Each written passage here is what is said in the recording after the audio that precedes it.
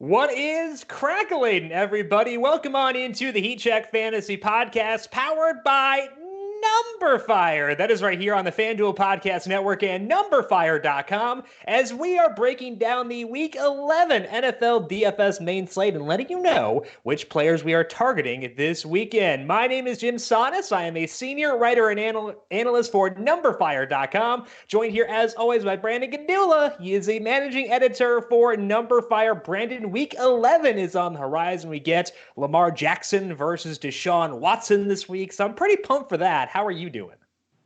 Yeah, I'm good. I mean, we have some good individual games that I'm excited. I'm actually kind of excited to watch from a football perspective, which I don't really feel that way about a lot of games. You're talking about Washington against the Jets, right? Yeah, Washington against the Jets. I'm really big into Oakland and Cincinnati. I think that's going to be a good one. Defensive duel. Yeah, Buffalo, Miami. Miami's really trying to. Let's not poo-poo that one. That one's actually fun. Let's not toss that one in the slot bucket. That's true. Yeah, but I mean, some of these are going to be fun to watch. Hopefully, I mean, I thought the Saints and Falcons would be fun to watch last week, but that wasn't really the case.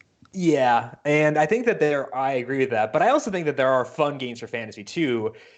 Some of them depend on injuries. Like, I would love for Matthew Stafford to be able to play. Didn't practice Wednesday, which is a bit of a bummer because if we got, all guns a-blazing in that one, it'd be really fun.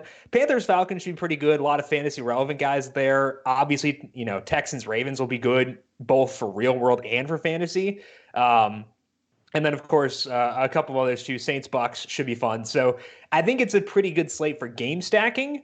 But it's another one of those slates where I do see at least a path to disappointment for a lot of those games. And we're going to go through those paths to disappointment. We're going to rank our favorite game stacks and break down everything in just 1 second. But first, if you are a new listener, do not forget we have these podcasts going up every Monday and Thursday. Monday is our recap podcast, going down what occurred, all the snap rates, usages, and injuries you need to know. And then Thursday is our preview podcast, breaking down the main slate. To make sure you get those podcasts right as they are posted, make sure you subscribe to the Numberfire Daily Fantasy Podcast feed wherever you get your podcast. And while you're there, please leave a rating and review as well, because that does help us out a ton. Thank you to those of you who have done so already. And of course, as mentioned, we are now streaming live on YouTube, on the FanDuel YouTube page. Just go there. I'll tweet out a link. Try to remember to tweet out a link. Did today. So we're at a streak of 1 now. You can watch us record live at 9 a.m. on Monday and 10 a.m. on Thursday. Let's dive into the injuries here for the Week 11 DFS main slate. Starting off with the Colts, Jacoby Brissett was able to get in a full practice on Wednesday, meaning he should be on track to return against the Jaguars on Sunday. Meanwhile, T.Y. Hilton missed practice again, indicating he will likely sit. On the other side of that game, Nick Foles taking over the starting job from Gardner Minshew. We'll address the Jags in the trend section, but Brandon, are you interested in any Colts in this spot? I mean, it's definitely a bump up to get Brissett back, but for the Colts, I mean, I don't really love playing the Colts. I'm kind of not really in on the Colts. I don't want to play Marlon Mack again this week, so probably tournaments only. Yeah, I think that if Jack Doyle were to sit, he missed practice Wednesday. If Jack Doyle were to sit and there were no Doyle, no Hilton, Eric Ebron at $5,200 would be like an elite value tight end option. But Doyle's missed practice a couple of times recently, so I don't know if that's an indicator that he'll sit. Ebron had a discussion with Frank Reich prior to last week's game, got 12 targets. We talked about how many of those were high leverage in that game too. So I think Ebron is in play. He is an option, even if Doyle does play, but I think he would be like elite if Doyle were to sit. So that's kind of the main Colt I'd focus on there. Matthew Stafford, as mentioned, was unable to practice Wednesday after missing Week 10 due to a back injury. Ty Johnson also sat out Wednesday due to a concussion. If Stafford sits, it's probably pretty hard to touch the Lions, and it would lower the Cowboys' passing game. But let's, hypothetically say here, Stafford does play. Which pass catchers would you go at? Stafford plays, Galladay, Marv. Yeah. Probably not Amendola, but... And I think they'd both be pretty high on our lists if that were to happen. Yeah, it's just... Because this game would be awesome for game stacks if Stafford could play. Yeah, I'm just like under the assumption that it's going to be Driscoll, so I haven't really given it a ton of thought. I agree. Any interest in J.D. McKissic if Ty Johnson can't go? They've got Paul Perkins on the active roster. They signed Bo Scarborough, the mammoth human being, to their practice squad. He's not on the active roster right now, I don't think, but not a lot there. And McKissic, we know will get passing down work, but I think the rest of it's kind of questionable, and the offense itself could be questionable. So would you use McKissic if Johnson couldn't go? No, I mean, he's 5,800. He had 7 targets last week. You could do worse if you're just picking a random running back below 6,000, but I'm not going to play him. Yeah, and I think that he's too close to other guys I feel better about, and one of them could be Brian Hill, because Devontae Freeman and Austin Hooper are both out for the Falcons for their matchup with the Saints. This puts Brian Hill in an expanded role at $5,900. How do you handle him in this spot? They are a road underdog against the Panthers, but thoughts on Brian Hill for you? Yeah, I mean, so the Panthers are a fantastic matchup on the ground. I like the game a lot. I like Brian Hill like well enough for someone who's $5,900 as a talent. So I wouldn't put him in a cash game. I don't feel that confident about him, but I will consider him still kind of a core play and someone I'll be really heavy on in tournament lineups, but not a cash game value for me this week. I think the main reason I agree with you from the cash game perspective is I don't know if the passing game work is assured. And that was like, and he's also $5,900. Devontae Freeman was like 62 when he was healthy, and I didn't really want to use him there. So like, why would I go at Brian Hill when I don't know if he'll get the same passing down work as Devontae Freeman? Last week, Hill ran 10 routes, Kenyon Barner ran 8, and now Quadri Olson, he was active last week too, but I'd assume that his work in the ground game should go up. So I think that Hill is going to get like 75 to 80% of the early down rushes for the Saints, probably. I don't know if that's like aggressive, but I think he's going to get all the early down work. I just can't be guaranteed he'll get passing down work. And in order to get to guys with passing down work, I only have to pay $600 more for Devin Singletary. So I think that's why I am okay not using Hill in cash games, but the matchup is so good that for tournaments, and he could get that passing down work too. There is a path to that, which is why I agree. I think that we're on the same page here. He's probably not someone we want to go to in cash games, but tournaments, he's a really good option. What about the pass catchers here with Austin Hooper sitting? Love Julio, love Calvin Ridley, and Russell Gage is also he's 5,300. Calvin Ridley's 5,500. So based on that, I would put Gage in game stacks, and I'll be stacking this game plenty. But yeah, I mean, I love Julio and Ridley a lot this week. Yeah, I think Julio's in a good spot because like he's just a massive dude, and like I think that's the kind of archetype of receiver you want against Carolina. Devontae Adams last week, I think, really showed that. James Bradberry didn't play there, but he also missed practice again on Wednesday, which means that James Bradberry could sit again. If he does sit, I think that it really does upgrade. It upgrades everyone. It upgrades Brian Hill as well because it would increase the Falcons' efficiency. But I think that Julio would be a huge benefactor there. And we talked on Monday's recap podcast about how Julio's market shares have actually gone up a bit with Mohamed Sanu being gone, and that could go up even more with Austin Hooper out. So I think Julio makes a lot of sense. I agree Calvin Ridley is a better play than Gage, but I do still respect a lot of this Panthers secondary, so I don't know if I'll be quite as high on them, but I do think that they're good plays, and I think it's a good game to stack. Will Fuller is set to return from his hamstring injury this week for the Texans as they face the Ravens. He was limited in practice Wednesday. If he can't go, I mean, you still go DeAndre Hopkins. I think that Darren Fells is in play. We'll talk more about Fuller's potential return in the trend section. Alshon Jeffrey is day-to-day with an ankle injury, according to Doug Peterson. Jeffrey did not practice Wednesday. They're facing the Patriots, so definitely not an easy spot, but if Alshon were to miss, would you dabble in some Eagles? I hate playing the Eagles a lot. But like the reason we hate them is because of their market shares, and they're already down Deshaun Jackson, would be down Alshon Jeffrey too. Yeah, they're playing the best pass defense in football. No Deshaun to stretch the field. I don't really want like 20% of the targets from Nelson Aguilar in this spot. I could do way better. I don't want Aguilar. I want Dallas Goedert is kind of the guy who stands out. I think that Ertz is fine, But like if you think about the Patriots defense narrative of how they like to negate the opposing team's best option, that's probably going to be Ertz. So I think that Goddard at 5,000, his snap rate will probably be 80%. He'll probably get 6 to 7 targets. And at 5,000, I think that's pretty attractive for a tight end. I think that there are other tight ends in a similar mold in that range, but Goddard would at least be interesting. I don't think he would be a core play, and I'd prefer Eric Ebron if Jack Doyle sits, but Goddard would be someone I'd definitely filter through. Yeah, I mean, I have him listed as a tournament play in my, game notes article. I don't hate him. Right. But the only reason I'm really actually into him is because he fills a tight end spot. Yeah, and that's a big appeal of him. So I get that for sure. Adam Thielen missed practice again on Wednesday, meaning he's likely on the wrong side of questionable for this week. We'll talk about this passing offense more in the section on bookmaker info. Washington activated Darius Geis off of injured reserve, and he is expected to play this week against the Jets. Geis had 10 carries and 3 targets back in week 1 before injuring his knee. Does he pique your interest at all at $4,700 against a very good Jets rush defense? But it sounds like they do want to get guys involved in the passing game too. A little bit. It's just always scary to bog down. I mean, you said last week in this house we spend up at running back.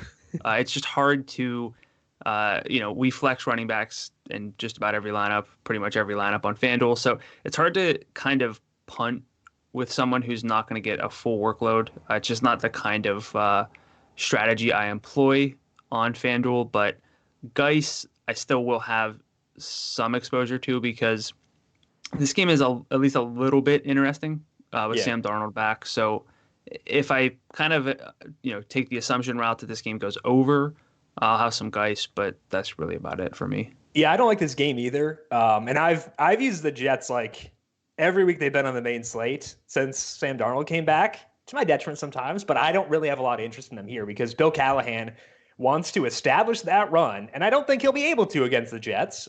Even with Leonard Williams being gone, they still have been very good as a rush defense. So I think that Geis, if we play that assumption game, not about the over, but if we play the assumption game that he gets passing down work with Chris Thompson likely out, then I think he makes a lot of sense at 47. So I think he would be someone I would filter in at running back.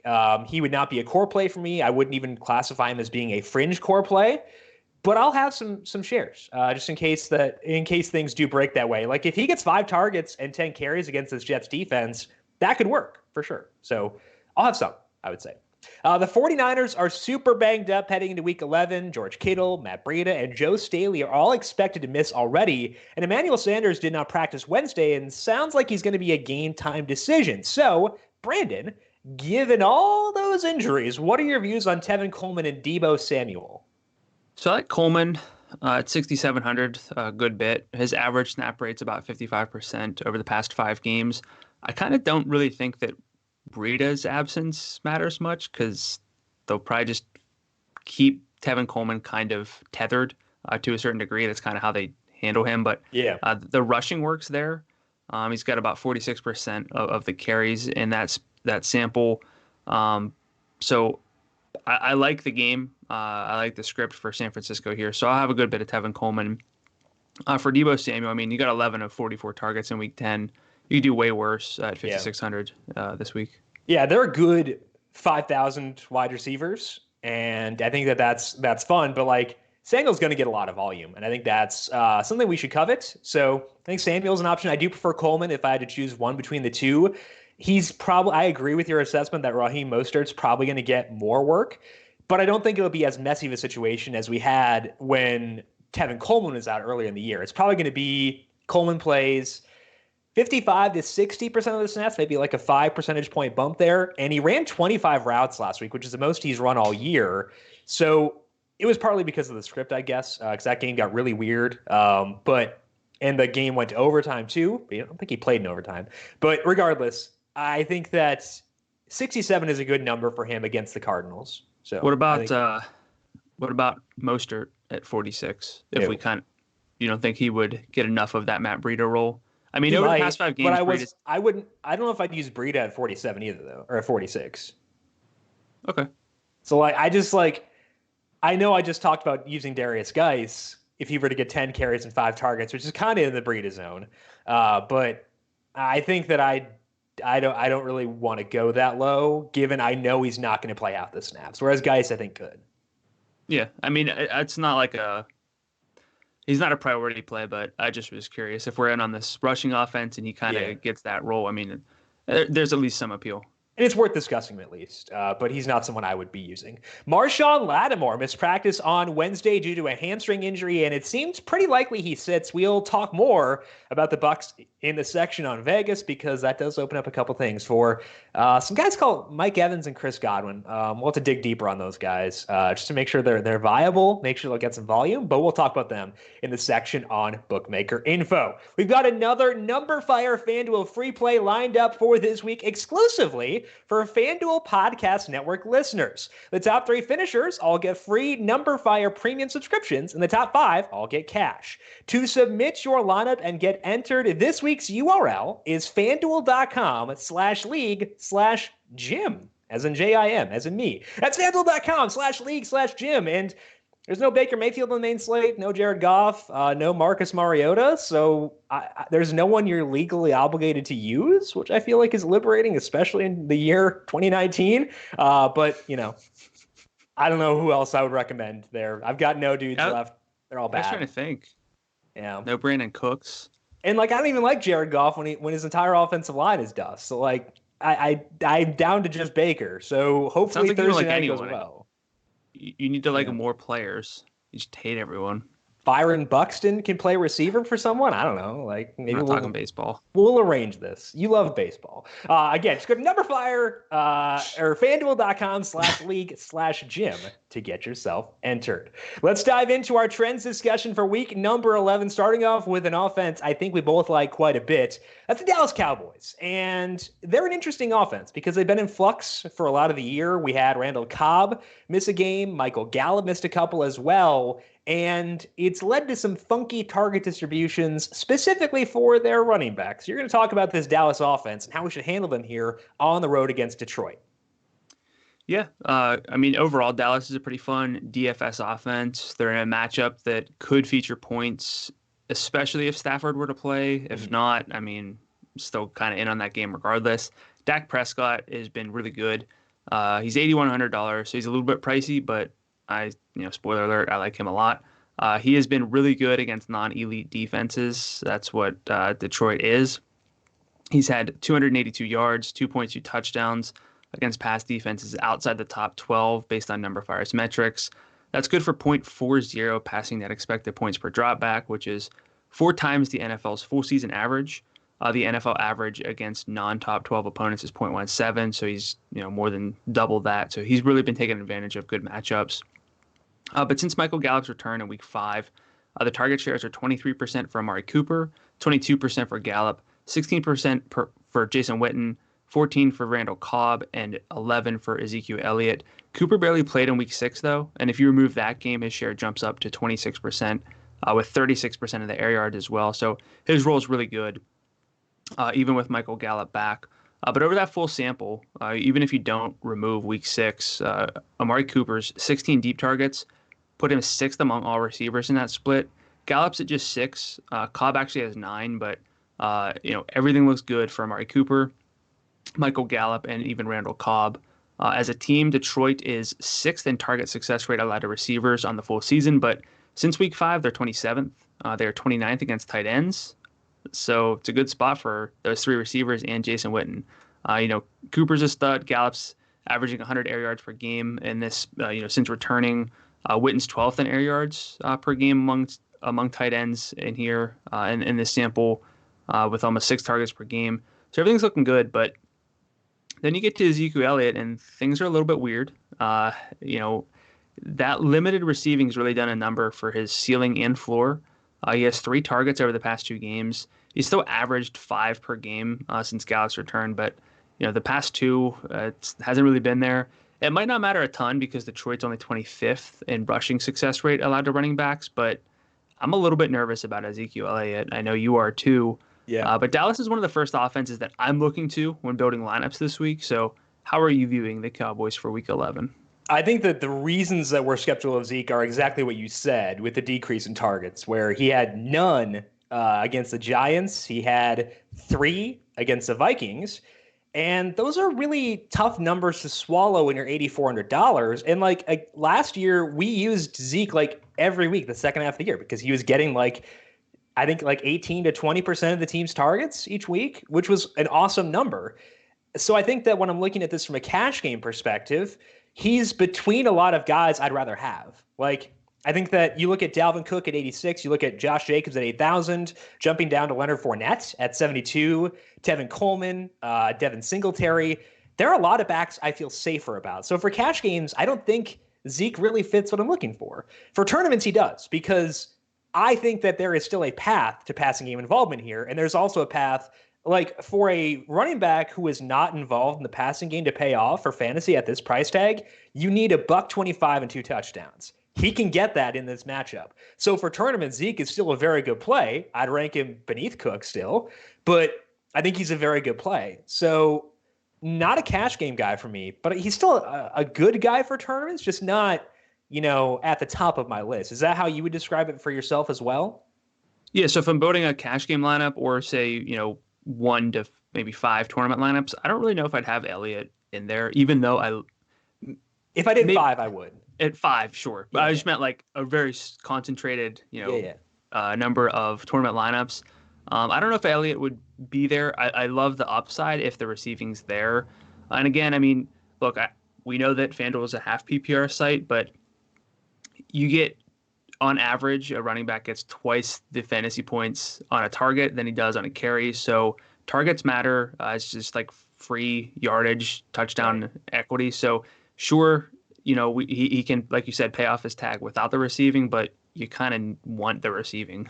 Right. I know that, guys who don't get receiving are more palatable on a half PPR site than a full PPR site, but that does not mean they are desirable. And I think that's a big distinction to make. And it's something we talk about a lot. Like we do I at least do the adjusted opportunities, which is carries plus 2x targets. That's why. And if you look at that, Zeke's not top 10 over the past 3 weeks, I don't think. So actually, I can pull it up here. Over the past 3 weeks, he is 13th.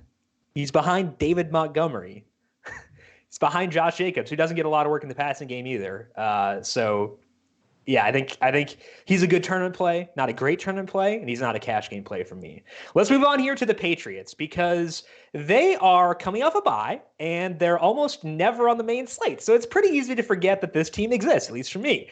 But they're facing a pass funnel defense, a defense that encourages you to pass against them in the Eagles. So we got to dig into this offense, specifically since they added Mohamed Sanu. If we look at week 9 against Baltimore, they had Edelman, Sanu, and Ben Watson all play 100% of the snaps. Philip Dorsett was at 99%. Nobody else played more than 42%, so this actually does help narrow things down. The backs are all gone for me, but I do like the pass catchers. Sanu in that game had 14 targets. Edelman had 11, and nobody else had more than 5. Watson was a guy with 5. Dorsett had 4. And Sanu, it wasn't just like bunny targets. He got some downfield work too. He had 3 deep targets there. Edelman, Dorsett, and Watson each had 1. Edelman had 4 targets in the red zone, while Sanu had 2, and then Watson and Dorsett had 1 apiece. So clearly, this offense is going to revolve around Sanu and Edelman, which is really fun in this spot because Sanu is only $5,800, and he seems to have a blend of both floor and upside. I think that he's cash game viable there and probably one of the first receivers I would turn to. The same is true for Edelman. He's a bit more expensive at $7,400, so a bit tougher if you're paying for Christian McCaffrey. Dorsett, $5,300. I have a bit of a fear of what could happen here if he loses snaps to N'Keal Harry, who is active. The same is partially true with Ben Watson at $49 if Ryan Izzo and Matt Lacoste are able to return, but I think that they're both considerations. I just feel less certain about them than I do Sanu. So Sanu, to me, I think really is a priority at $5,800, and Edelman needs to be in our player pool too. So Brandon, how do you feel about this Patriots passing offense in Week 11? I like them. I just wanted to ask you before I, really got into it. Does it matter to you that Tom Brady's not been great this year? Should that be a thing for us? Like, I understand they traded for Mohamed Sanu for certain reasons, but right. I mean, I keep my Tom Brady takes for 2019 to Slack, so you're just kind of doxing me here a little bit. But yeah. I think that he's been good enough in plus matchups, and I consider this a plus matchup. Like if you look at the teams where he's faced bad pass defenses, 22.96 against the Giants, 24.92 against Washington, 20.14 against the. He's had 20 FanDuel points every time he's faced what I would classify as being a bad pass defense. I don't put Baltimore there anymore because of Marcus Peters, because of guys coming back from injury. Cleveland had Denzel Ward and Greedy Williams there, so I think that I classify the Eagles as being a bad pass defense, and so that makes me feel better about him and in turn Sanu and Edelman. So that's my answer. Took me a while to get there, but I'll go with that. Yeah, I mean, I have nothing against Tom Brady. I have nothing against what you just said. But against bottom half pass defenses, and Philly's 21st, Brady's average 0.16 passing net expected points per dropback, which is above the league average over the full season, which is 0.10. But against bottom half pass defenses, the average is actually 0.18. So he's been below average by that measure. His success rate's also below average against bottom half pass defenses. So I probably just overthinking it. No, I think it's fair to mention that he has been not Tom terrific this year. Yeah, and like I know that the weapons haven't fully been there, and I understand that they traded for Sanu because they needed some help. But yeah, I mean, regardless, I'm still in on Sanu and Julian Edelman pretty heavily. Go ahead. I don't know if I'm gonna make either a core play, especially Edelman at the price. I think I'd probably like a few other receivers right around 58 to like 62 more than Sanu, but I wouldn't fault you if you went with Sanu number one there. I think he is my number one. I think he's a core play for me. John Brown is the one guy who gives me a little bit of pause of putting Sanu over him. We'll talk about him later on too. But I think that Sanu is going to be a core play for me. And when we talk about, or at least when I talk about Tom Brady's, lack of efficiency, it's not a shot at him.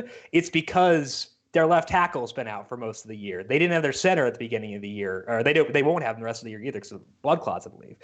So it's not an indictment of him. It's an indictment of the surrounding system. As a Jared Goff fan, I feel obligated to mention quarterbacks, their play is dependent on the system around them, and Brady's surrounding talent isn't that great right now. So it's not a shot at him. Did you just call him? Okay. I won't stoke the fire. No, go ahead. I was going to say something. I didn't call him Jared Goff. I said it's a similar situation. Don't put. Look, I don't care. Like, personally, I don't care. Like, I'm fine with Tom Brady. He hasn't been good. You can say for whatever reasons that is, but the truth is he's been about league average, and that's just the truth. So like nobody has to get riled up about it. I got a little riled up because you're really on the defensive, so I feel bad. No, I had a Patriots fan send me their address in my mentions once, and like I'm very scared of them because like I think that he wanted to fight me. Sent you like his address, or you? Yeah, no, he sent me his address. Like he wanted me to go to his house and like fight him, and I was like, I thought it would have been more terrifying if he sent you like your address. No, I lived in like Somerville, so I wasn't like that far away. We could have met in Temecula, but like I didn't feel inclined to do that because I'm a bad fighter. So I'm just trying to mention the circumstances are bad. It's not Brady's fault that they're not doing well, but they're not. Regardless, Mohamed Sanu to me is a core play. Edelman will be someone I use quite a bit. And I'll filter in some Dorsett and some Watson. Let's move down to Houston before I get more angry mentions from Patriots fans and talk about Will Fuller, because it seems like Will Fuller's probably going to be back this week. What do you see with this Houston offense in what I think is the game of the week? Yeah, I mean, it's a very possible, very likely shootout spot against the Ravens. So, we got to look at the Houston offense with potentially, hopefully, probably Will Fuller back. Now, if Fuller plays, that's going to bump down Kenny Stills, who is only $5,500 on FanDuel, but in games with Fuller playing relevant snaps, so through week 6, the target distribution is 28% for DeAndre Hopkins, 24% for Fuller, 12% for Kiki Cutie in games that he played, 11% for Kenny Stills, 10% for Darren Fells. Fuller has 37% of the air yards in that split.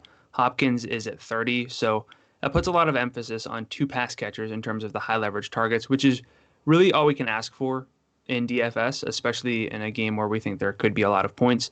Baltimore ranks 20th in adjusted yards per attempt allowed on deep passes this year. Fuller had ranked second in deep targets in the NFL through week 6. So if he's healthy, he will get downfield targets, and that is a spot where Baltimore has not been particularly good. We also have Deshaun Watson here, fresh off a bye against the top 12 pass defense overall, but against top half pass defenses, he's averaged 254 yards, 1.3 touchdowns with well above average efficiency.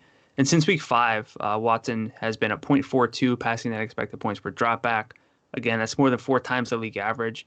His success rate 60%, 8.5 yards per attempt. He's been very good.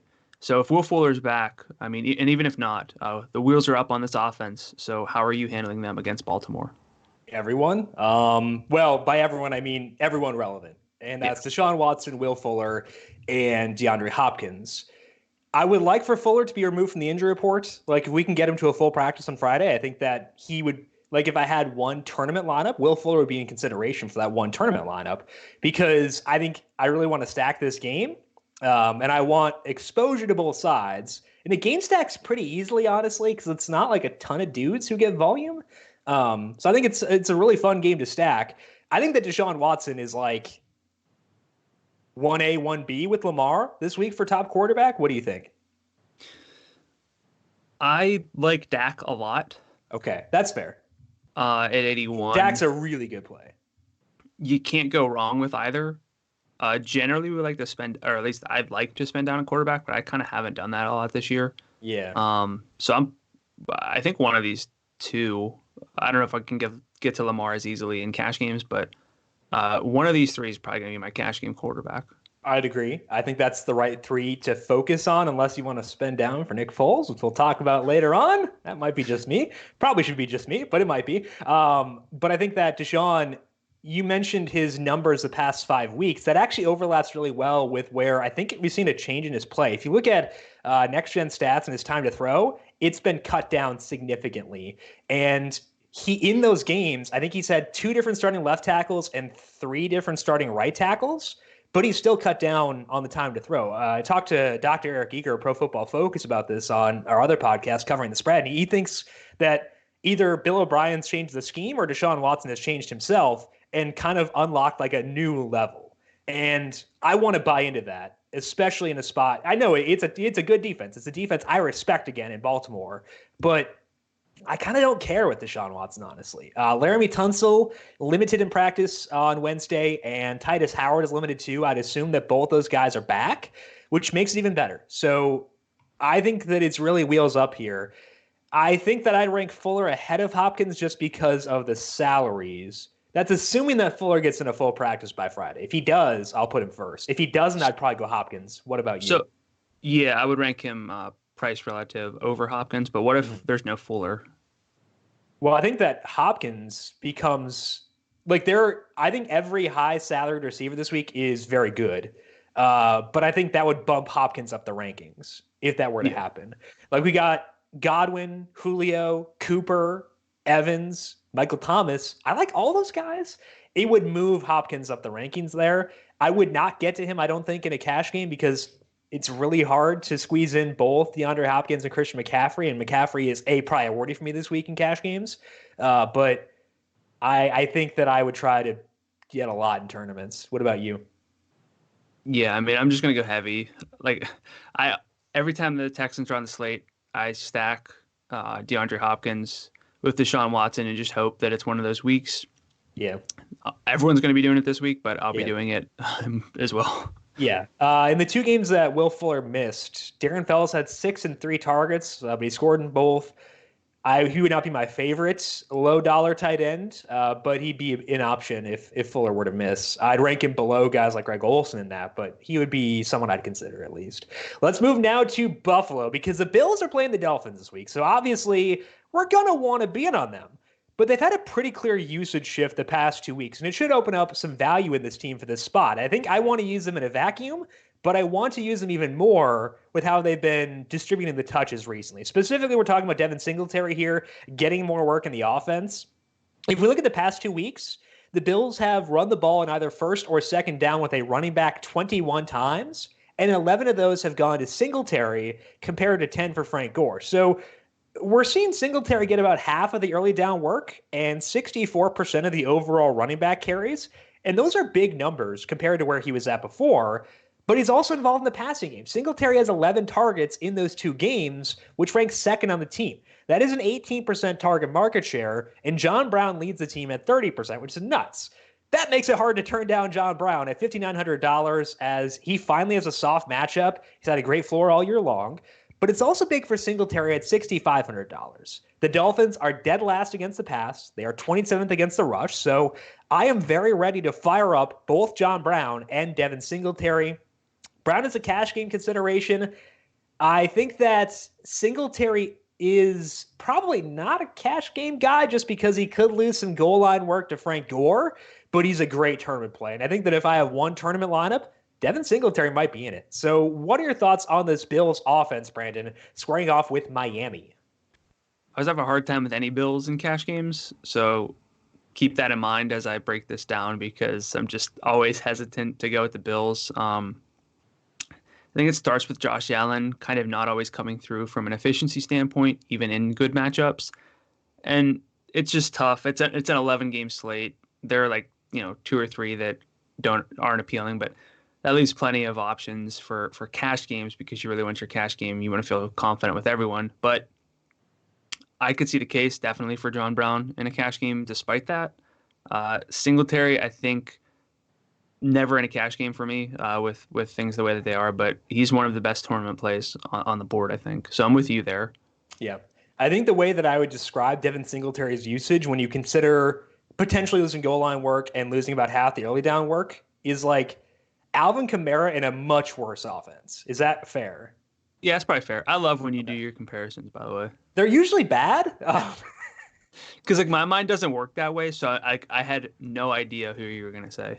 Well, that's the only way my brain works is I allocate X targets and X carries per game to people. And I need a gif of that. They're all in buckets. And he's in the Alvin Kamara bucket. He's just not Alvin Kamara, and this offense isn't the Saints. That's why he's 65. But I think against the Dolphins, he's a great tournament play. Frank Gore still has half the carries inside the 5 the past 2 weeks. So that's still a concern. But Singletary has a couple. Josh Allen has 2. So I think that Singletary can still get a gimme touchdown. But because he's not guaranteed to get the goal line work, it's really hard for me to go there in cash games. So I think in tournaments for sure, in cash games, shaky is the way I would describe it. Also, for me, cash games this week for running backs, it's Christian McCaffrey and Dalvin Cook, and then I'm just really looking for a third. So I gotta pick I gotta be pretty stingy on who that third guy is. So just by saying Devin Singletary is not in my cash game, it really means he wasn't third for me. Yeah, I think that makes sense. And there are a couple I think I agree with your priorities. And I think it makes sense to try to get those guys in. It's very expensive. And if we want to jam them in, we got to find some value. So let's talk about the Panthers outside of Christian McCaffrey and, a little bit of talk about him too, because they're facing the Falcons. And yeah, the Falcons did really well last week and they've changed the way they're calling plays defensively. Maybe that means they're no longer the worst defense in football going forward, but they still don't have Keanu Neal. That part of the equation is still working against them. And Kyle Allen has been able to occasionally take advantage of bad defenses. So what do you see with this spot here for the Panthers offense? Yeah, so I'm looking at Kyle Allen and his passing efficiency against below average opponents because I like the Panthers. They really have interesting DFS options, 4 of them, I guess 5 if we include Kyle Allen. But every year there's an offense or two that always has relevant options, but it's never a slam dunk play. I feel like maybe that's also the Jaguars kind of this year. Carolina definitely fits that for me. Obviously there's Christian McCaffrey. He played 100% of the snaps last week after 78 and 86 the 2 games prior. He has averaged 27.6 FanDuel points in the 3 games since the bye. He's just a stud. There's no question there. Like I said, I'm jamming him into my cash games. in a lot of my tournament lineups. But I wanted to look at Allen because I think the perception is now that he's not good. He started out kind of average, and now it seems like everyone's out on him. But, on the full season, he's down to 0.03 passing net expected points per dropback, which does rank 25th among 35 qualified quarterbacks. He had been hovering around average efficiency through his first few starts. So things look good, but now maybe not so much. But in 3 games against bottom half pass defenses, Allen has put up 0.29 passing net expected points per dropback. The average in that split is 0.18. So he's outperformed that average by a good margin. 223 yards for him in those games. 2.3 passing touchdowns. It's certainly not nothing against the Falcons defense, which, has been very bad until that spot last week. But also, I'm more intrigued, not in Allen so much, but DJ Moore, Curtis Samuel, and Greg Olson. Since week 3 with Kyle Allen, the targets have been fixated on them. Moore is only 6,000 this week. He's got 25% of the targets. Curtis Samuel, 6,300. He's at 23%. McCaffrey has 19% of the targets. Greg Olson is just 5,100. He has 17% of the targets. Moore and Samuel are both top 15 among receivers in deep targets in that sample. Atlanta's 32nd overall in target success rate allowed to receivers, 25th against deep passes. So, outside of that one game last week, and I know that there are some changes, Atlanta's been a beatable matchup. So, I guess the real questions are you buying into the Falcons being a good defense now? Are you buying into Allen in an easy spot? Or are you just kind of down on Carolina in week 11? No, I think that we can still attack this Falcons defense. It's noteworthy that they changed. I think that it is an inflection point because they did change the way they were calling plays defensively, and that does matter. So I think it's worth monitoring. But I think that it's kind of the reverse of the Patriots, where the Patriots' surrounding talent and situation is not that good, but Kyle Allen's is. So even if Kyle Allen's not like the best quarterback in the planet, he can take advantage of a good matchup because he has good infrastructure around him. And I think that makes me feel very good about this entire Panthers offense. Like I said, McCaffrey to me he's the first guy I lock in for cash games. I will happily go there. As far as ranking the pass catchers, I probably would put DJ Moore first, even though he does not fill tight end like Greg Olson. I'd probably put Olson second because he fills tight end and Samuel third. But that's not to say I dislike Curtis Samuel. It's more so I just like what DJ Moore and Greg Olson bring to the table a bit more. So I think that's the way I'd rank them. Allen is 72. I'm still skeptical of the upside for him as a quarterback play. So I don't know necessarily if I will get to him, but I like everyone tied in, which means I probably should like him. What are your thoughts on Kyle Allen specifically? Yeah, I don't dislike him. You don't have to get too weird with your quarterback, even in tournaments. The ownership's generally pretty flat because, well, for a lot of reasons. But I think that there's merit to playing him because we love, or at least I love the situation. I love the weapons. Yeah. I like the matchup. And if this really turns out to be Atlanta goes back to being what they were when they're, on the road outside again here, like you're going to get Kyle Allen at really low ownership. And he stacks well with certain players. So that's kind of easy there. I don't think you have to because even if you're spending down, there are a few options. Derek Carr is 7,400, so I feel way safer, but I honestly don't hate Kyle Allen this week for tournaments. So heads up. We just mentioned that we don't really care as much about ownership for quarterbacks. Kyle Allen is tied with Brian Hill for the most tags right now in FanShare Sports. So he's going to be popular. Okay, so if Kyle Allen's popular, that changed. I mean, like DJ Moore, I don't care if he's popular. Oh, cool. Yeah. That's fine for me. I don't, that's fine. I don't care. But like, there are paths to a not great game from Kyle Allen. So yeah, you could pivot and pay for a quarterback who is $7,000. So let's talk about the assumption game here, Brandon. Let's loop that in because we like the assumption game here on the podcast. And we talk a lot about it, trying to get out in front of situations before values change. And the Jaguars are changing this weekend with Nick Foles starting at quarterback over Gardner Minshew. And Minshew was decent, but there's a chance that there's a chance things get worse here. That's an assumption we can make. Minshew, though, is 23rd in passing net expected points per dropback out of 35 quarterbacks with at least 100 dropbacks. So it's not as if he was an elite starter.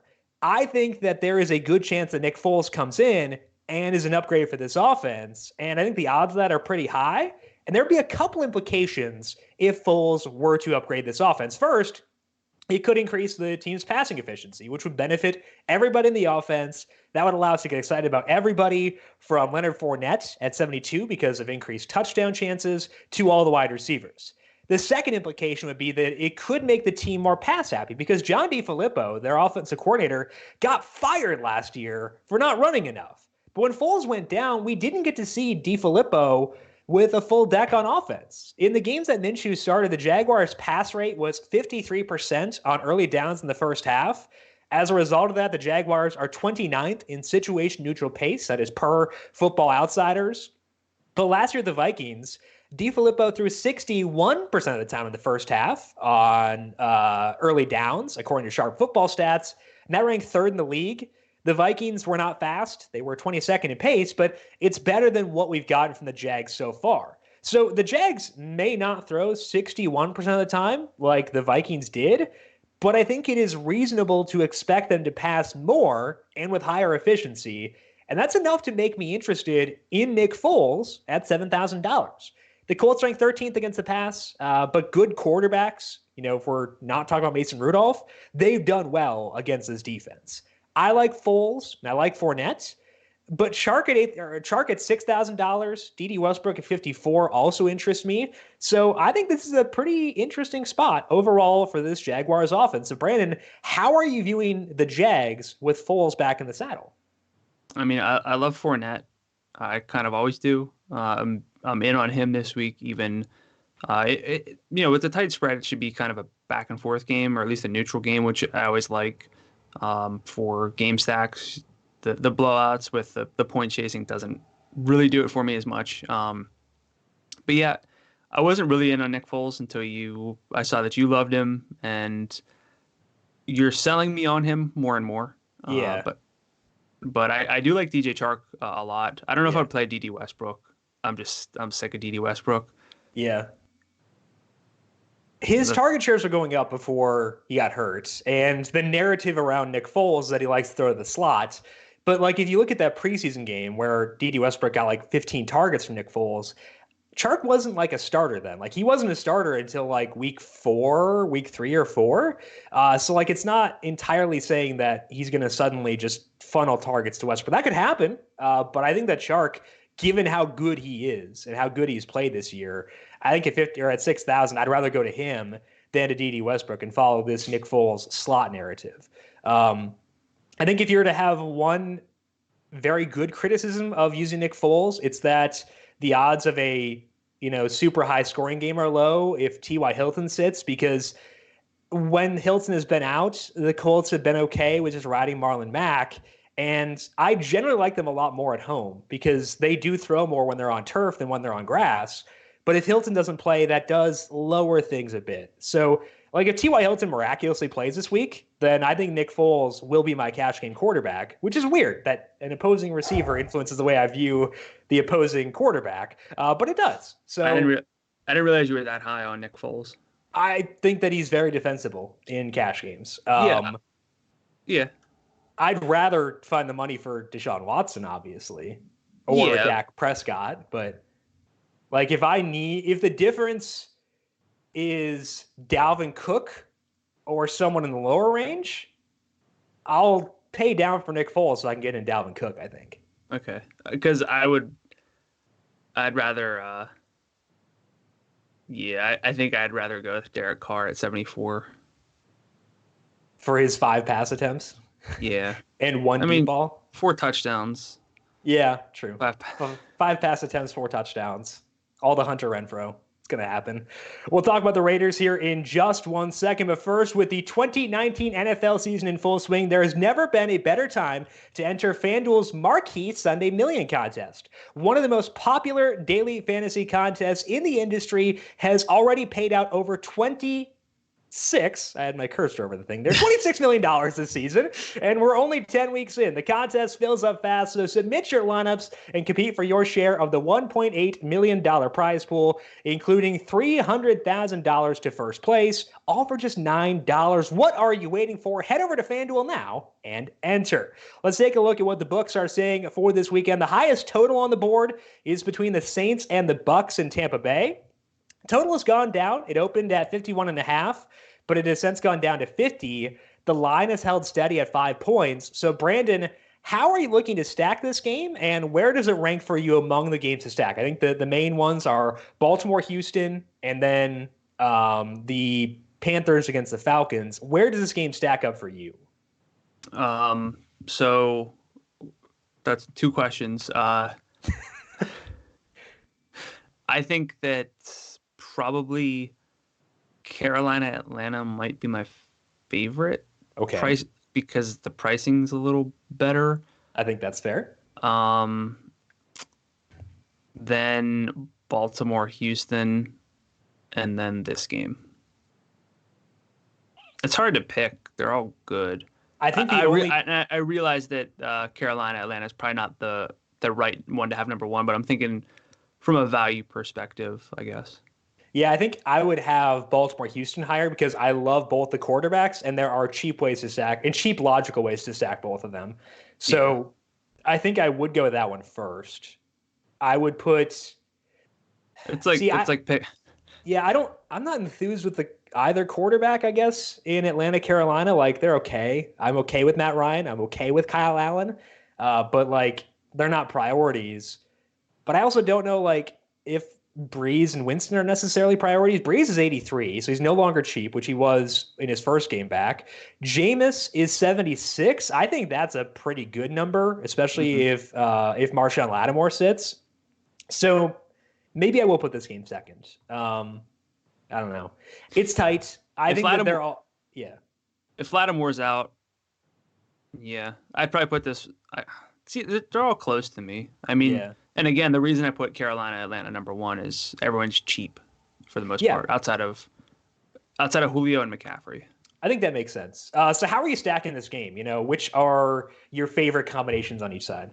Jameis over Breeze. So I'd rather just stack Tampa Bay with. I would agree. Again, I'm going to put Mike Evans number one.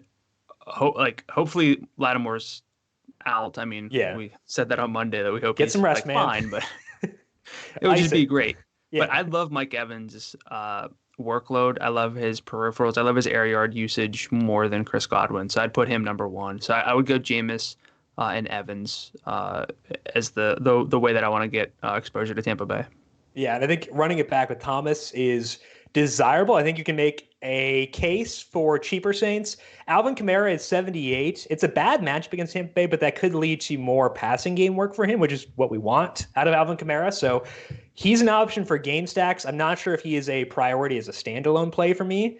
But I think that Traquan Smith played a lot of snaps last week in his first game back. I think he ran 3 more routes than Ted Ginn. It was like 46 to 43 or somewhere in there. And Traquan Smith is $4,900. I don't mind that.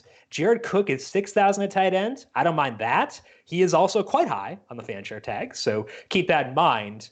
But I think that Traquan and Cook and Kamara are all guys all including game stacks. But if I'm filling out one lineup and stacking this game, I think you just go the easy route. Go Jameis, Mike Evans, Michael Thomas, and then scramble for value elsewhere. Yeah. So how does Godwin stack up for you overall? I think he's a really good play. I had him in my player picks initially, and then I couldn't make the case to put him over Mike Evans. Like if you do like a normal distribution of like their fantasy points, there are going to be a lot of situations in which Chris Godwin outscores Mike Evans.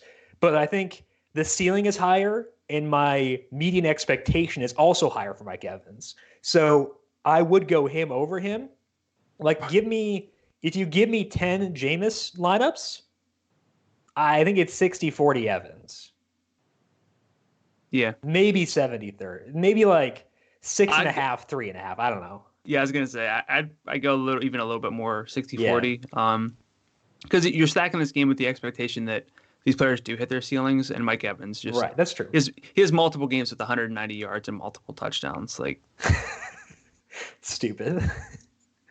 What a guy. Love it. What about the cheaper bucks? Specifically, OJ Howard, been running more routes recently. Snap rate was pretty good last week. And then Ronald Jones got a lot of work in the passing game last week. And then Bruce Arians said this week that he wants to continue doing that. Ronald Jones, 64. OJ Howard, I believe, is 53. What are your thoughts on those two guys? Jones, I think, would only be part of game stacks. I think that there are better options overall. Although, I mean, you could do, again, way worse for a running back who's trending up in a game where there should be a lot of points. He's just still splitting the rushing workload and probably the red zone work with Peyton Barber. But OJ Howard, 5,300, 75% of the pass routes last week, 7 targets in a really good matchup. But the Saints are also 26th in target success rate, a lot of tight ends, so it's another good matchup. I was thinking about Ronald Jones when you were describing him, and you literally described Devin Singletary. Like passing down work, half the carries, may lose some red zone work. That's Devin Singletary. But Singletary's spot is better, so I'm going to keep Singletary higher. But I think that there is a case to be made for Ronald Jones. I agree, where probably best for game stacks, but maybe a little bit of appeal beyond that. But I would prefer Singletary. I prefer Tevin Coleman, too, over Ronald Jones. The Raiders are 10.5-point favorites at home against the Bengals. Imagine saying the Raiders are 10.5-point favorites on September 1st. Wild. Total here is 48.5, giving the Raiders the highest implied total on the slate. But the Raiders' volume has been kind of spread out since Tyrell Williams returned. So is it just Josh Jacobs here, or does anybody else fit your fancy? So I was low on Jacobs just from a salary expectation on Monday morning. I'll pay $8,000 for him in this spot. I don't love it. I'm not going to play him in cash games because he's too close to Dalvin Cook. But right, I like Derek Carr. I think he makes sense for cash games. He's a high floor guy. If I'm spending below $7,500 for a quarterback and I want some floor, it's going to be Carr. I like Waller. His target share is down too. I'll talk about him later, but if I'm playing this game and I'm playing some Carr, I'll play Williams and Waller, but I'm not playing Hunter Renfrow. So I guess maybe I'm higher on it than you might be. No, I don't know if you were reacting to my face. I was making a face because I looked at their target share since Tyrell came back. Mm-hmm. Hunter Renfrow leads at 18.4%. And then Waller and Tyrell are both at 17.2%. Oh, yeah. I got these numbers burned into my head. Hunter Renfrow has 1 total deep target in that time. But he has 3 in the red zone, which is most in the team. That sucks. Waller was at 26.7% of the targets before those 3 games with Williams back. So it's tough spending $6,700 on Darren Waller a little bit, but Cincinnati's so bad against tight ends. Yeah, I don't think it matters. I think among the pass catchers, I'd go Tyrell first at 62 because he'll get the deep work. He's like, this is a bad comparison now because this dude stunk for a while, but he's the Robbie Anderson of this offense. Like, not a ton of volume, but he'll get deep work and he can convert on that. Renfrow is like Cole Beasley. He's getting volume, but it's very, very, very hollow. Could you just have gone John Brown? I could have gone Larry Fitzgerald. Cole Beasley? No, because John Brown has gotten 50 yards in a game every game this year, and I don't think Cole Beasley physically can. Allegedly, he did last week. Allegedly. But can we actually confirm that happened? Like, I saw it happen. I know it happened. But did it happen? I'm confusing myself, so I'm gonna just let it go. Like, we joke about Sanu. We used to joke about Sanu's upside, but his ceiling is 50 points higher than Hunter Renfrow's. Yeah. You said Cole Beasley and Robbie Anderson. I was just saying, could it just have been John Brown and Cole Beasley is the comparison with Williams and Renfrow? This turned into this was way too difficult. I said I was going to let it go. I guess Hunter Renfrow has had 88, 54, and 42 yards in those games. Whatever. I don't care. I'm not using him. But Tyrell, of the pass catchers, I think that Josh Jacobs is a good play, but I agree with you, not a cash game play, because I need more work in the passing game. He's been better there recently, but I need a little bit more. He's a very good tournament play, but I'd rather get to Dalvin Cook if I can. The other heavy favorite, speaking of Dalvin, is the Minnesota Vikings. They're favored by 10.5 against Brandon Allen and the Broncos. Total has gone up 1.5 points since open, and the spread actually has increased by 0.5 point, which has brought the Vikings total up to 25.5. So same question as with Jacobs. Assuming that Adam Thielen sits, does anybody interest you here outside of Dalvin Cook and the Vikings defense? So outside of Cook, I'd say Diggs, so Stephon Diggs, Irv Smith Jr., and Kyle Rudolph are all somewhat tournament viable. Diggs is kind of hard at 7,300, but Irv Smith Jr. is 4,700. Kyle Rudolph, I know, is your mortal enemy, but he's 4,500. The workload for those two guys hasn't been that bad without Thielen. So, as a huge home favorite, that's when you want to punt at tight end. So I have a very serious bias against Kyle Rudolph, which I feel like I want to disclose. I try to keep most of my bad takes just to Slack, but he is my mortal enemy because I refuse to use him for like the past 6 years because his maximum receiving yardage would be like 12. But Irv Smith is 47. I think that I'm wary of my bias influencing me here, but Irv Smith in the 4 games that Adam Thielen has basically missed has like 16.8% of the targets. He has 6 targets in 3 of those games. He has 4 red zone targets the past 2 games. He can get some deep work. I think that Irv Smith at 47 is actually pretty good as a play. So I was encouraged to hear you say that because I know that you don't have a like visceral reaction whenever the thought of using Kyle Rudolph occurs. So I actually think that Irv Smith is a good play too, and I'm glad to be validated in that. Yeah, I'd rather play Irv Smith because of the athleticism. So here are Kyle Rudolph's receiving yardage outputs this year: 0, 9, 11, 12, 4, 36, 58, 17, 23, 14. He has had a max of, well, I guess he had 58 when Thielen was basically out for that Detroit game too. But it's Irv Smith for me. Touchdowns matter, but Irv Smith can get those too. So I think that your hesitance to use Diggs is justified because Chris Harris is going to see him, and that's going to be a pretty tough spot. So his market share still hasn't even been that good. He's at like 21% without Thielen. You're not caring too much about Olabisi Johnson. Like, you don't care about Laquan Treadwell. Actually, I think that Josh Doxson might be returning for the Vikings here pretty soon, which is interesting. That's what they needed. Yeah, I mean, another flame-out wide receiver from the first round of that same draft where they got Laquan Treadwell. So I think it's really Dalvin Cook and Irv Smith for me is the main guys who pique my interest. I will have a non-zero number of shares of Kyle Rudolph because I hesitate to build around tight ends. I built around Johnny Smith last week. That went well. It's a very volatile position. So I think that I'll have some Rudolph, but my preferred option is Irv Smith. Dalvin Cook, number 2 running back, salary considered on the slate, correct? Yeah. Behind McCaffrey, and that's it. So he's a really good play. I don't have a lot of him. Whether you're playing DFS or betting on sports, OddsFire is a key tool for your research. Shop for the best lines in each market and see which side is getting the most bets and money.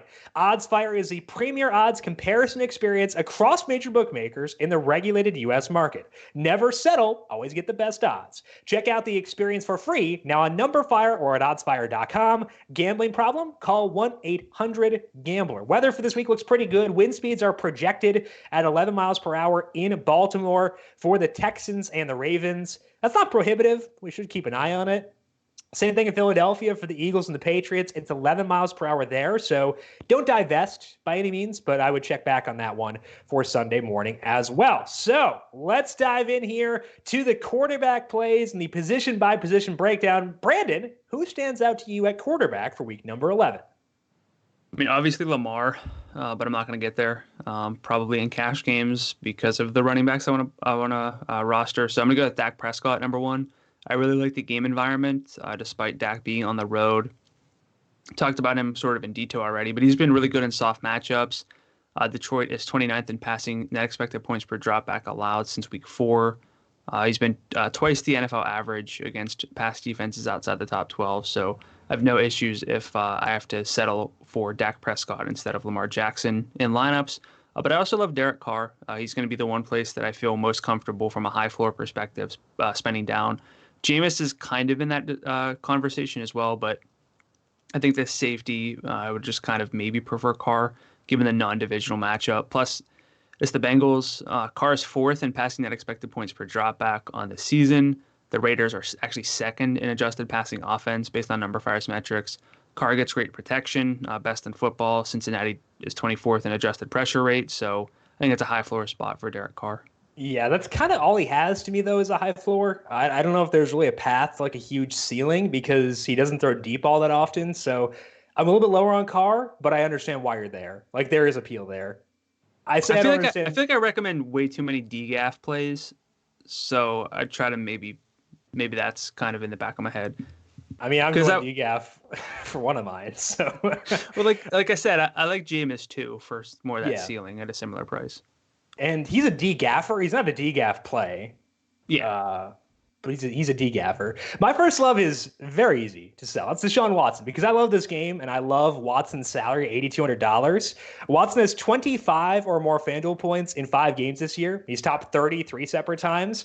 So I think that both he and Lamar are the top 2 plays of the slate at quarterback to me. Last week, my favorites were Jameis and Kyler. So same thing here. I like both sides of one game. I'm going to build around them.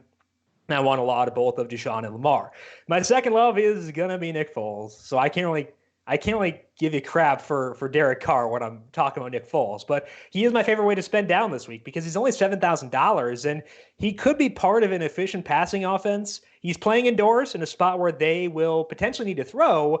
I'm just trying to buy before salaries react. The more prudent way to do this may be with DJ Chark, because quarter or other positions are less dependent on game environment than quarterback is, at least in my eyes.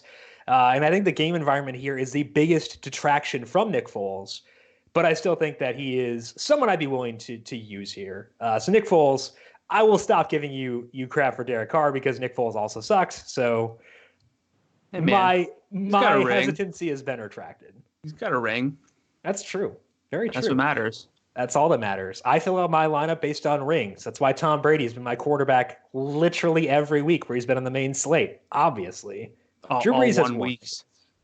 Are there any other, I guess we got Drew Brees. Is he the only other guy? I don't know. Ryan almost had one. I forget all about Super Bowls as soon as the season's over. I black out after week 17, basically. Let's move down to running back, Brandon. Who do you like there? Dalvin Cook at $8,600, double-digit home favorite against a defense that is 13th in adjusted rush defense, 8th in rushing success rate allowed to backs, but I don't care. His overall workload, 25.1 opportunities, makes him the top running back play, I think, per dollar for me, at least in my projections. But, I mean, again, I'm playing McCaffrey and Dalvin Cook in my cash game lineups. My second love here is going to be Leonard Fournette at $7,200. He also has a stellar workload, 25 opportunities per game. So basically Dalvin Cook's, workload. Faces a mid-level rush defense, one that's 15th in rushing success rate allowed to backs. He's a top 5 play for me, even as a road underdog. And then my third love, I'm going to do it, and it's going to be Brian Hill at $5,900. He could and probably should be a featured back against the NFL's 32nd ranked adjusted rush defense. They're also 30th in rushing success rate allowed to backs. Probably not going to get there in cash games. He's close to that, the final, the short list, but I don't know if the guaranteed volume's there. But I mean, I'm going to be pretty heavy on him for tournaments. I think that's where I'm at too. If you look at my adjusted opportunities per game the past 3 weeks, Dalvin Cook has won by 5.7. So he's awesome. And then on the main slate, Joe Mixon second. Nope. Christian McCaffrey's third. Leonard Fournette is fourth. I think that if you can get to Leonard Fournette as your third guy after Christian McCaffrey and Dalvin, I would be very okay with that, is how I'd phrase that. My first love here is Christian McCaffrey because it's just too good of a spot not to go here. He is favored. He is at home. He is facing one of the worst defenses in football.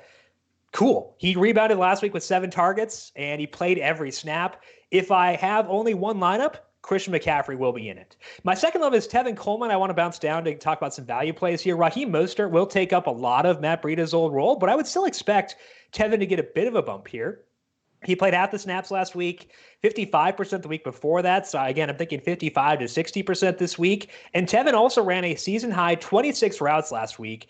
If we get that same role here at $6,700, his upside is pretty big. I would not use Tevin in cash games because they're going to rotate backs, and he could lose a goal line touchdown to Mostert or Jeffrey Wilson Jr., but I think he's still an option. My third love is Devin Singletary. He still had a really good role last week. He just didn't translate that into fantasy points.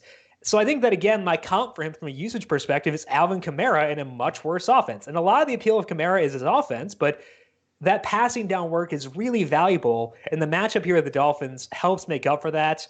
Singletary ran 9 routes, either from the slots or out wide last week, according to Pro Football Focus. So I think his hefty workload is here to stay. I think that he's kind of like Brian Hill, where I'd rather not get there in cash games because I'm afraid that, like, Frank Gore is still going to get goal line work. But if I had to get there in order to get in like someone else I really love, I would be like, if it's him and if he's the key to getting Dalvin Cook, cool, I'm fine with it. There I can accept it. Let's move down to wide receiver. Who do you have there? Julio Jones is number 1 for me. I like the price a lot at $7,800. In 2 games without Sanu, Julio has 26% of the targets. There's going to be no Austin Hooper, which is just another reason just to expect the volume to be there. I do generally prefer Julio at home in the Dome, but I love this game a lot. I'm considering ranking it number 1, all things considered, which I know is dumb, but I know why I did it. The targets should, again, be pretty much guaranteed for Julio. And I also love Calvin Ridley at $5,500. And I'm much more likely to play Calvin Ridley than Julio Jones based on where I want to spend at running back this week. My second love will be DJ Moore at $6,000. Sticking with that game, someone I talk about, I feel like every week, just always talk about DJ Moore. I already mentioned this, but he's got a 25% target share from Kyle Allen, team high there. 15th in deep targets in that span since week 3. Atlanta could be great now, but probably not. Still 32nd in target success rate allowed to receivers, 25th against deep passes. Then my third love, I'm still sticking at 6,000 because I don't actually really love any super cheap receivers. So I'm probably going to punt at tight end to compensate for that, but it's going to be DJ Chark. He's 6,000. Nick Foles is back. He has 95 air yards per game, almost 8 targets per game. Indianapolis does rank 12th in pass defense, but they're 22nd in target success rate allowed to receivers. And Chark is the odds-on favorite to get the most work for the Jaguars. Yep, I like DJ Chark too. I like DJ Moore, so it's a DJ week, and also Julio Jones. So I like all 3 of the guys that you mentioned. My first love is going to be Mike Evans. As mentioned, I tried to put Chris Godwin here, but it was really hard to justify putting him above Mike Evans when you look at like the data. I would pivot to Godwin if Marshawn Lattimore were to play, but Evans' market shares make him the preferable option here if the matchups are somewhat even, because if you look at overall market shares, deep target shares, and red zone shares, all of them favor Mike Evans. His true ceiling is higher. I want to stack this game, and like you said, I think that does lend itself to going with Mike Evans. I do like every high-salaried receiver this week. Evans, probably my favorite. It's hard to put anyone above Michael Thomas because his floor is dumb and he has a path to a good ceiling, but it's hard. I like all of them. My second love is John Brown because we've been waiting for a ceiling game out of John Brown all season long, but the floor has been there the whole time. He's had at least 50 receiving yards in each game, but only 2 touchdowns to show for it so far for John Brown, which is why the ceiling hasn't quite been there. But this Dolphins coverage should give Josh Allen more open windows to help with his inaccuracy issues. Those have still been there. Josh Allen has been atrocious on deep balls this year, which is why John Brown has not had a ceiling game, but a little bit more room for error against the Dolphins. So I think that John Brown at 59 makes a lot of sense. My third love is Mohamed Sanu. I think that if you're going to give me massive volume from Tom Brady against the Eagles for $5,800, I'm just going to take it. He had 14 targets, and 3 of those were deep against Baltimore, and he played every single snap. They're moving him around the formation and working a lot in the slot, with Edelman working more outside. And I think that lends itself to a very high floor, and Sanu has a path to a ceiling too. So Mohamed Sanu at $5,800, I think is a fun play. I do like Will Fuller at 63. I also do like Deebo Samuel at $5,600. Calvin Ridley at 55. So a lot of good value receivers if you need help trying to jam in guys like Christian McCaffrey and Dalvin Cook for this week. Let's move down to tight end. Brandon, who do you have there? I have Darren Waller, number 1, as my first love. His target share is down to 17% in 3 games with Tyrell Williams back and Hunter Renfrow being more involved. It had been 27% prior to Tyrell Williams' return. That is a bit concerning, but Oakland is a heavy home favorite. The Bengals are dead last in target success rate allowed to tight ends. And if you just take a stroll down that player pool at tight end, it's pretty bad. George Kittle, doubtful. Mark Andrews at $6,900. We love the game, but Houston's actually number 1 against tight ends this year, according to target success rate. Then it's Waller, Hooper, $6,600, probably not playing. Zach Ertz, probably the focus of the Patriots defense at 62. Jared Cook, 6,000. Then down to Jason Witten at 56. Jack Doyle, 54.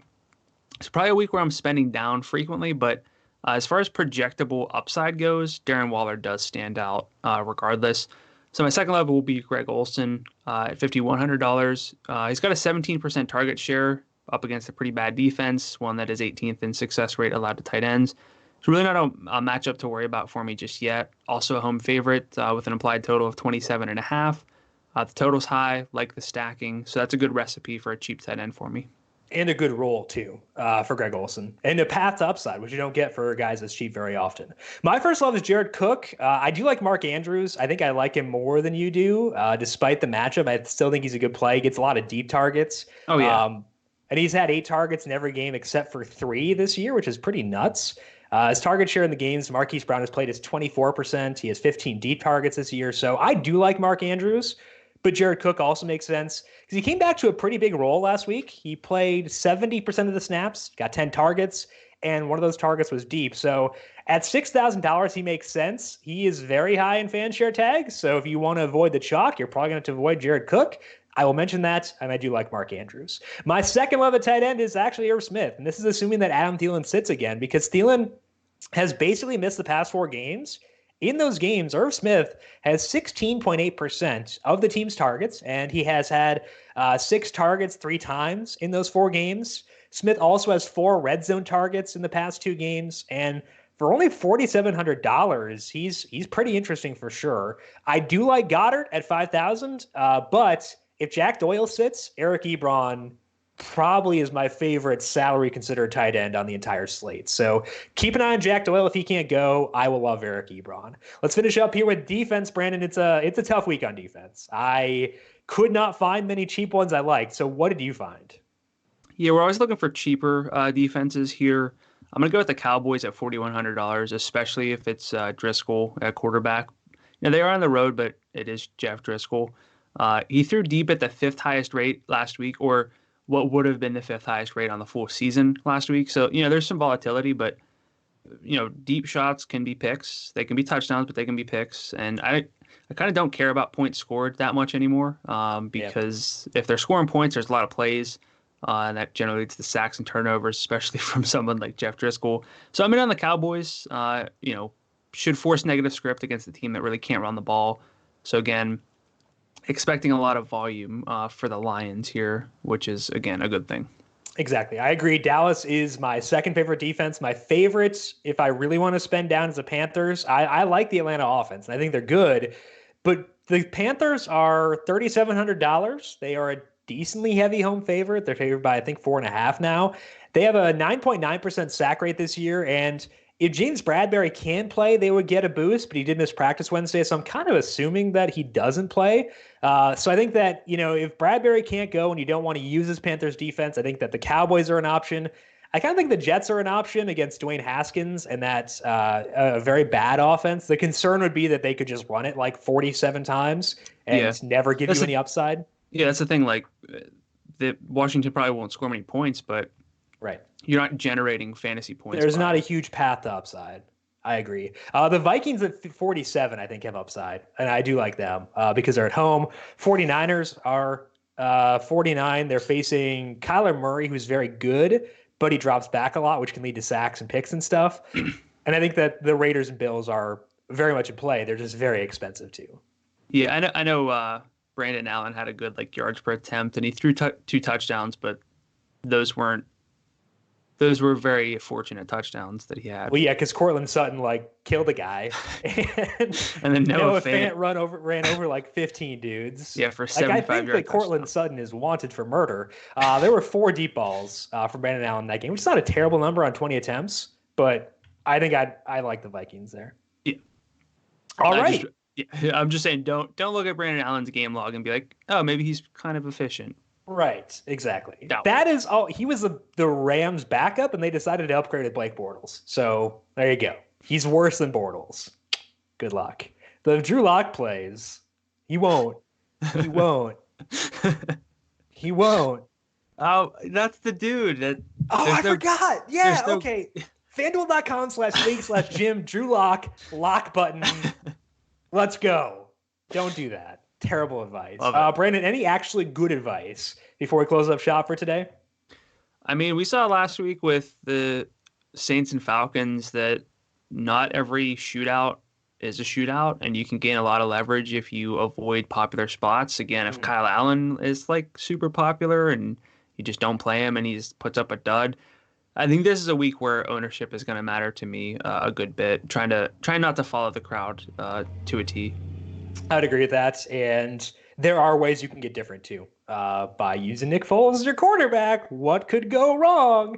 That is all we have for today. We'll be back again on Monday to recap what went down and take you through all the action and talk about the biggest takeaways and what they mean going forward. To get that, make sure you subscribe to the Number Fire Daily Fantasy Podcast feed wherever you get your podcasts. And while you're there, please leave a rating and review as well. Reminder, we are streaming these live on YouTube now, 9 o'clock in the morning on Monday, 10 a.m. on Thursday. Just search for the FanDuel YouTube page to get that. Brandon, if people have questions for you on Twitter, where can they find you there?